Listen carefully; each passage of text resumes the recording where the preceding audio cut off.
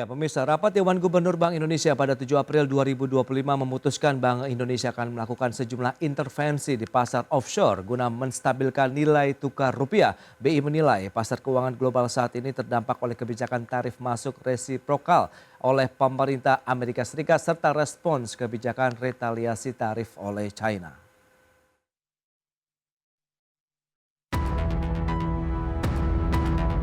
Bank Indonesia akan melakukan sejumlah intervensi di pasar offshore atau non-deliverable forward. Langkah tersebut dilakukan guna menstabilkan nilai tukar rupiah dari tingginya tekanan global.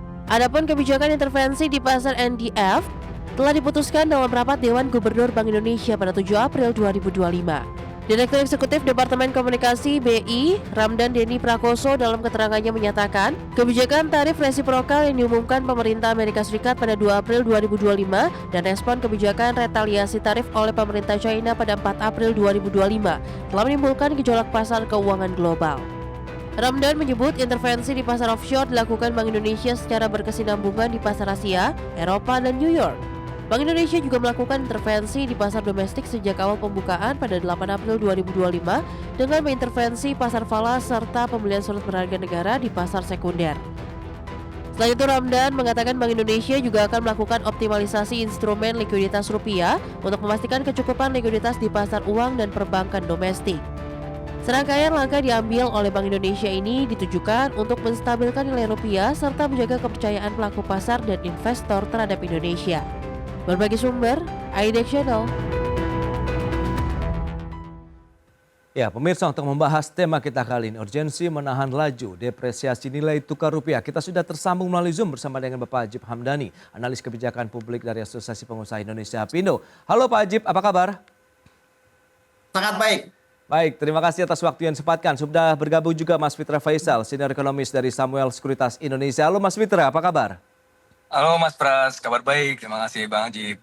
Siap, terima kasih juga atas waktu yang disempatkan. Sebelum membahas lebih jauh ini, Mas Fitra, bisa diuraikan sebenarnya apa saja sih faktor-faktor yang mempengaruhi terkait dengan depresiasi ataupun pelemahan rupiah yang terjadi saat ini? Silakan Mas Fitra. Ya, yang pertama adalah kalau kita melihat the main culprit-nya adalah tentu tarif resiprokal ya. Tarif resiprokal Trump ini kan sudah menimbulkan kegaduhan di pasar ya, pasar regional, pasar global juga. Kalau kita lihat hari ini juga ada trading halt ya, salah satu juga dipicu oleh kegaduhan tersebut. Sehingga persepsi risiko terhadap emerging markets ini meningkat, ada de-risking lah dari emerging markets, sehingga itu kemudian menekan rupiah.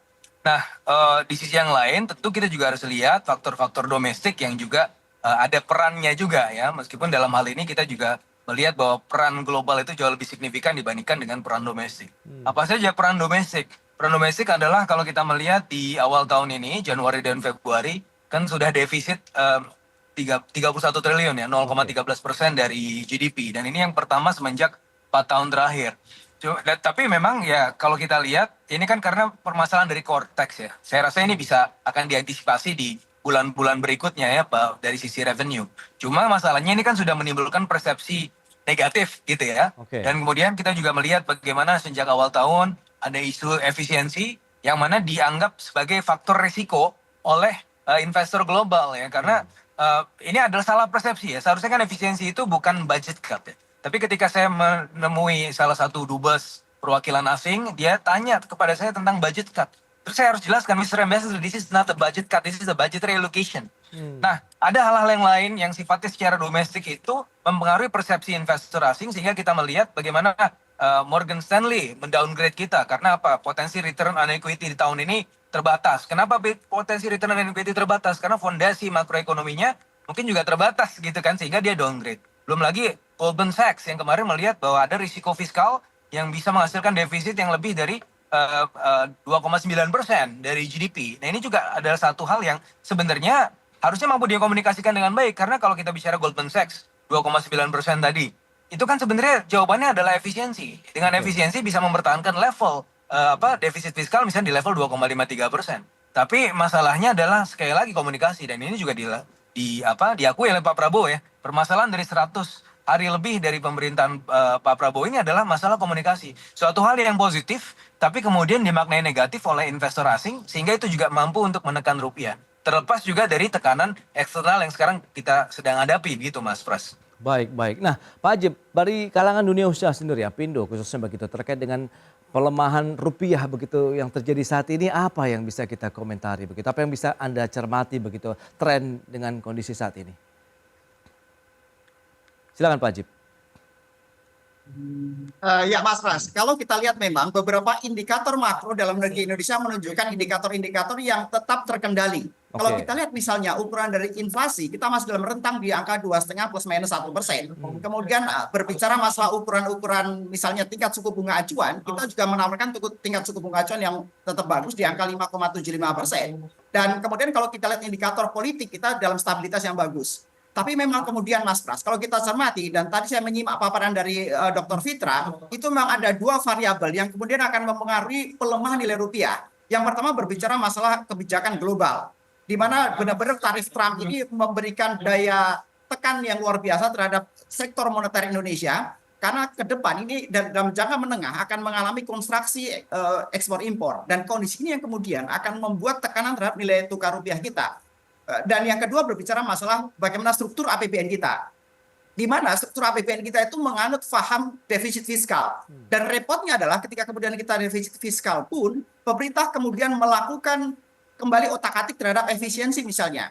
Kalau kita lihat di struktur APBN kita, Mas Pras, dengan 3.600 triliun, 600 triliun itu sudah hutang tersendiri. Kemudian ketika pemerintah kembali membuat realokasi dengan adanya beberapa efisiensi, maka ini membuat tingkat kepercayaan publik kembali, mereka akan kembali mengukur bagaimana bagaimana confidence levelnya spending government sampai dengan akhir tahun 2025. Karena sekali lagi, dalam konteks struktur APBN ini akan sangat mempengaruhi terhadap nilai tukar rupiah dan akan mempengaruhi keyakinan konsumen. Apalagi kalau kemudian kita lihat Mas Pras, bahwa hari ini pun indeks harga saham gabungan juga mengalami depresiasi yang luar biasa. Bagaimana pasar uang kita lihat sebagai sebuah respon yang paling objektif atas kebijakan-kebijakan pemerintah. Sehingga harapan kita Mas Pras, ketika kita mengalami kondisi global yang kurang positif, ketika kita mengalami sentimen negatif dari kondisi kebijakan global yang ada, yang bisa dilakukan pemerintah adalah melakukan penguatan ekonomi dalam negeri dan melakukan kebijakan-kebijakan yang pro dengan pasar dan pro dengan pertumbuhan. Pertanyaannya adalah, apakah jajaran kabinet pemerintah Indonesia ini cukup mampu menerjemahkan gagasan besar Pak Prabowo? Karena kalau kita lihat Mas Pras, misalnya ketika kemudian Pak Presiden menyampaikan bagaimana langkah-langkah mitigasi yang secara cepat harus dilakukan oleh pemerintah terhadap tarif Trump misalnya. Ada 3 langkah utama berbicara masalah penguatan bilateral dengan Amerika, kemudian penguatan ekonomi dalam negeri melalui hilirisasi, dan yang ketiga peningkatan konsumsi. Ini yang menjadi PR kita, Mas Pras, karena faktanya adalah secara fundamental ekonomi kita sedang mengalami PR yang begitu luar biasa. Misalnya berbicara masalah pengangguran dan kemiskinan. Ini menjadi PR besar kita. Sehingga ketika pemerintah ingin berorientasi pada penguatan konsumsi, penguatan ekonomi dalam negeri ini menjadi PR besar. Dan harapan kita Mas Pras, pemerintah betul-betul bisa memetakan bagaimana orientasi jangka pendek, bagaimana orientasi jangka menengah, dan orientasi jangka panjang. Karena jangka panjang ini menjadi tidak kalah pentingnya. Karena sekali lagi, ekonomi Indonesia ini baru dimulai pada tahun 2025 di masa pemerintahan Pak Prabowo Gibran. Harapan kita Mas Pras, pemerintah betul-betul bisa memberikan insentif terbaik dalam konteks fiskal, moneter maupun kebijakan-kebijakan ekonomi, sehingga terjadi penguatan ekonomi di jangka panjang. Dan kita mempunyai harapan besar di situ Mas Pras. Tadi yang Dr. Fitra sampaikan tentang bagaimana struktur APBN kita harusnya bisa lebih sehat, kita sangat setuju dengan hal tersebut. Dan bahkan kita terus memberikan afirmasi positif terhadap pemerintah. Kita memberikan masukan-masukan bersifat konsumtif, bagaimana seharusnya pemerintah bisa mendesain ekonominya dengan baik dan menjadikan kebijakan fiskal itu sebagai daya ungkit pertumbuhan ekonomi yang ada. Karena sekali lagi Mas Pras, ketika Indonesia mengalami tekanan luar biasa dalam konteks ekonomi global, Pak Presiden Prabowo harus fokus dengan penguatan ekonomi dalam negeri. Demikian Mas Pras. Baik, lantas sejauh mana pelemahan rupiah ini kalau kita kaitkan dengan pergerakan mata uang dari sejumlah negara di kawasan regional lainnya begitu. Kita akan bahas nanti di segmen berikutnya begitu ya Mas Peter, Pak Ajib. Kita akan jeda dulu sebentar dan pemirsa kami akan segera kembali.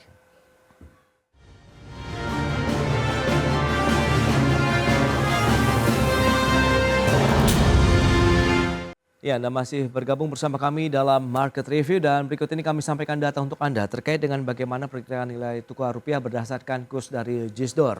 dari Bank Indonesia. Selengkapnya bisa Anda saksikan di layar televisi Anda. Jakarta Interbank Spot Dollar Rate. Ya, seperti yang bisa Anda cermati, pergerakan nilai tukar rupiah memang data terakhir per 27 Maret 2025 di mana rupiah masih bertengger di Rp16.566 per dolar Amerika Serikat. Meskipun kita tahu di pasar NDF tadi sudah disampaikan begitu mengalami depresiasi yang cukup dalam. Selanjutnya performa rupiah pasca libur lebaran kita lihat dari tahun 2019 sampai dengan 2024. India memang rata-rata mengalami tekanan begitu ya di tahun 2020 minus 0,34%, 2021 minus 0,6%, 2022 minus 0,41%, kemudian 2023 ada kenaikan 0,07%, sementara di tahun 2024 minus 2,08%. Sementara kita tahu untuk suku bunga acuan Bank Indonesia untuk grafis selanjutnya kita lihat masih ditahan 5,75% oleh Bank Indonesia. Di next grafis ya. Oke. Itu dia pergerakan suku bunga acuan Bank Indonesia. Baik, kita lanjutkan kembali perbincangan bersama dengan Bapak Ajib Hamdani, Apindo, kemudian Mas Peter Faisal dari Samuel Sekuritas Indonesia. Baik, Pak Ajib, mencermati dengan beberapa data tadi yang sudah disampaikan begitu. Menurut Anda bagaimana dengan pergerakan nilai tukar rupiah sendiri? Kalau misalnya dari GISDOR masih bertahan di 16.500-an, kemudian NDF kita tahu juga ini mengalami pelemahan yang cukup dalam ini, Pak Ajib, silakan.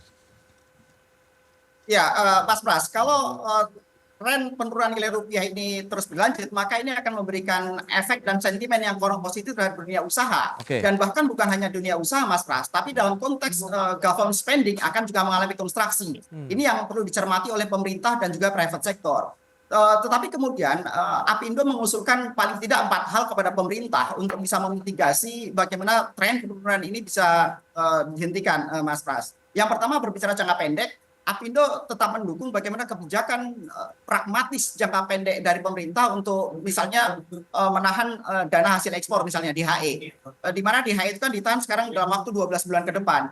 Apindo tetap mendukung dengan beberapa catatan, misalnya dengan adanya disinsentif DHE ini, maka diberikan insentif moneter maupun insentif kebijakan ekonomi yang lain sehingga dunia usaha tetap bisa bergerak dengan baik.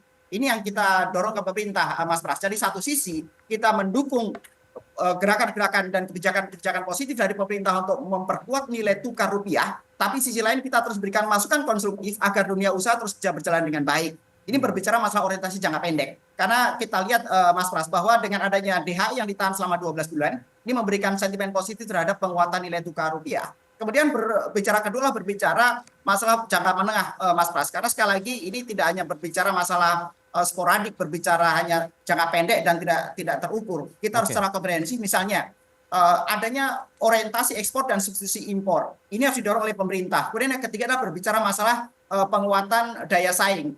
Kita selalu mendorong agar adanya revitalisasi sektor-sektor manufaktur dan terutama untuk sektor-sektor yang berorientasi pada penyerapan banyak tenaga kerja, Mas Pras. Karena sekali lagi, salah satu problem yang dihadapi oleh Indonesia adalah produk-produk kita kurang mempunyai daya saing. Kenapa kurang mempunyai daya saing? Karena kita adanya high cost ekonomi. Nah, inilah yang kita tunggu, bagaimana pemerintah bisa mereduksi ongkos-ongkos ekonomi terutama di hal-hal yang bersifat non-ekonomi. Ini sangat penting, Mas Pras, sehingga Indonesia bisa terus mendorong daya saing produknya, terutama bisa bersaing di luar negeri. Kalau kita berbicara masalah pasar ekspor terbuka misalnya, pertanyaan kedua adalah kita mempunyai komoditas yang punya daya saing atau tidak. Jangan sampai kemudian pemerintah saat ini sudah mendorong kerjasama bilateral dengan negara-negara lain, sudah mendorong dedolarisasi misalnya, tapi kemudian kita tidak mempunyai konten, kita tidak mempunyai produk yang mempunyai daya saing. Ini yang kita harapkan, Mas Pras. Jadi Apindo memberikan usulan konkret kepada pemerintah agar pemerintah mendorong revitalisasi dan mendorong deregulasi, terutama sektor-sektor manufaktur yang bersifat padat karya. Yang keempat tentunya ini relevan dengan program-program Pak Prabowo sesuai dengan Astacita, Mas Pras, yaitu dengan adanya hilirisasi. Tapi yang kita dorong adalah hilirisasi dalam konteks yang lebih luas. Kalau tahun sebelumnya pemerintah fokus dengan hilirisasi sektor energi misalnya, maka pemerintah harus lebih fokus pada hilirisasi pada sektor-sektor yang melibatkan lebih banyak stakeholder, terutama di sektor perikanan, pertanian, dan perkebunan. Ini tentunya akan memberikan daya ungkit yang lebih maksimal. Tapi saya pikir bagaimana pemerintah itu harus konsisten dan bagaimana jajaran kabinet bisa menerjemahkan dengan baik. Dan saya pikir masukan-masukan dari Dr. Fitra tadi kita juga sangat aware dan sangat setuju tentang bagaimana perbaikan struktur APBN kita dan bagaimana pemerintah bisa mitigasi dengan baik dalam konteks hubungan bilateral dengan Amerika. Demikian Oke, Mas Pak Pras. Ajib. Nah, Mas Fitra, lantas bagaimana Anda melihat pelemahan rupiah yang terjadi saat ini? Kalau misalnya kita lihat dan bandingkan dengan beberapa mata uang negara lainnya di kawasan regional, kemudian dengan beragam upaya tadi yang sudah dilakukan oleh Apindo, begitu rekomendasinya ada DHE, kemudian substitusi ekspor, penguatan daya saing dan juga hilirisasi begitu. Kalau upaya untuk bisa meningkatkan dari sisi fundamental ekonomi kita begitu, Mas Fitra. Ya, yang pertama adalah kita harus melihat bahwa rupiah itu memang tertekan tapi masih under control. Kenapa? Menurut hitungan saya, ya saya melakukan beberapa simulasi yang disebut sebagai impulse response function. Oke. Jadi untuk membantu rupiah itu berada di level 16.400 meskipun di pasar NDF-nya sudah 17.000 ya, itu BI bisa intervensi 5 billion US dollar selama 2 bulan ya, bulan ini dan bulan depan ya, untuk mempertahankan rupiah. Ya. Nah, bisa atau enggak? Bisa, karena cadangan devisa kita 154 billion US dollar. Nah, sebagai perbandingan di tahun 2022, ketika The Fed pertama kali menaikkan suku bunga dan Bank Indonesia tidak melakukan kenaikan suku bunga secara agresif ya di 6 bulan pertama tahun 2022, Bank Indonesia bisa melakukan intervensi sampai hitungan saya 12 billion US dollar. Oke. Dan cadangan devisa kita pada saat itu adalah 145 billion US dollar. Sehingga dengan kondisi sekarang ini saya rasa ya memang 5 billion itu mahal, tapi ya itu suatu hal yang harus dilakukan karena cadangan devisa kita juga sebenarnya sangat memadai. Yeah. Yang kedua ya saya merespon dari Bang Ajib ya, untuk DHE isunya adalah ya di kalangan pengusaha kan juga masalahnya komunikasi juga ya, bagaimana itu nanti efeknya kepada working capital. Dan bagaimana nanti efeknya terhadap export under invoicing. Yang mana sekali lagi ini masalah komunikasi ya. Itu semua bagus. We have all the great ideas. Tapi ketika when to communicate, kita bicara komunikasi dengan investor asing. Ini mereka melihatnya sebagai export under invoicing. Dan pada akhirnya itu akan melemahkan rupiah juga. Maka sekali lagi komunikasi. Terus yang ketiga mengenai strategi substitusi impor. Ini saya rasa di saat sekarang jangan dilakukan Bang Ajib. Kenapa? Karena itu kan menjadi poinnya Trump ya, ketika melihat ada 16 poin yang dikeluarkan USTR, itu salah satunya adalah ada TKDN, kemudian hal-hal lain yang terkait dengan substitusi impor. Justru kan Kemenko kemarin melakukan ingin mengimpor lebih banyak lagi dari US untuk mengurangi defisitnya ya antara US dengan Indonesia. Itu kan yang menjadi poin perhatian, sehingga sekarang kita harus menjalin negosiasi bilateral dengan Trump ya, dengan kemudian melakukan konsolidasi, yang mana konsolidasi itu sangat terbuka karena banyak yang sifatnya non tariff barriers, Mas Pras, sehingga pada akhirnya tekanan global dari sisi tarif resiprokal itu bisa kemudian kita antisipasi dan mitigasi ke depannya, Mas Pras. Baik, langkah intervensi apa lagi yang mungkin perlu dilakukan begitu, Bank Sentral? Misalnya Anda katakan masih bisa dilakukan begitu, tapi sampai seberapa kuat juga nih kemampuan dari Bank Sentral kita untuk mencegah depresiasi berlanjut begitu? Ya, hitungan saya kalau misalnya 5 billion US dollar itu sampai dari sekarang bulan April, nanti sampai bulan depan Mei, setidaknya sampai semester 1 kali ini kita harus evaluasi apakah intervensi itu memadai atau tidak. Nah, maka usulan saya adalah sampai bulan Juni, kalau misalnya ini intervensi semakin lama semakin mahal, thresholdnya itu adalah per bulan 3 billion US dollar. Kalau sudah lebih dari itu sudah saatnya menaikkan suku bunga. Dan hitungan saya di bulan Juni ini sudah, kalau misalnya tekanan itu belum mereda, ya harus dinaikkan 25 basis point, Mas Pras. Karena biar bagaimanapun rupiah ini menghasilkan dua kondisi ya, teknis dan psikologis. Secara teknis, kalau misalnya rupiah terdepresiasi, itu ongkos produksinya akan meningkat ya dari industri. Dan kita melihat bagaimana tahun lalu PMI kita, Purchasing Manager Index in Manufacturing, anjlok 4 sampai 5 bulan berturut-turut. Salah satunya karena depresiasi nilai tukar. Jangan sampai itu terjadi lagi gitu kan di tahun ini. Yang kedua adalah efek psikologis. Biar bagaimanapun rupiah sekarang kan ketika masuk ke level 17.000 orang-orang sudah heboh. Ya ini udah lebih buruk dari krisis ekonomi tahun 1998. Padahal kan dari 98 kan dari 6.000 ke 16.600. Sekarang kan kita dari 16.500 ke 17.500 poin. Ya kalau misalnya kita lihat dari depresiasinya less than 5%. Kalau dulu puluhan persen gitu kan. Jadi sebenarnya sekali lagi ya ini kita memang harus waspada, tapi belum dalam keadaan krisis, tapi pemerintah harus mampu mengkomunikasikan itu dengan baik. Karena ketika pada saat yang seperti ini, ketika kita salah mengkomunikasikan, yang terjadi adalah apa? Ya mungkin ya krisis itu menjadi semacam self-fulfilling prophecy pada akhirnya. Oke. Nah, baik Pak Ajib, lantas bagaimana dengan tadi informasi yang sudah disampaikan, analisis menarik terkait dengan fundamental ekonomi Indonesia, kemudian bagaimana kebijakan-kebijakan yang komprehensif perlu dilakukan begitu, di mana ada potensi Bank Sentral juga memberikan peran yang lebih jauh kalau memang upaya-upaya untuk menjaga depresiasi rupiah ini masih berlanjut begitu Pak Ajib? Tadinya kita mengasumsikan Mas Pras bahwa tanpa adanya efek dari kondisi ekonomi global yang begitu masif, tadinya kita memproyeksikan bahwa justru pada semester kedua nanti tingkat suku bunga acuan kita akan kembali turun di 25 basis poin.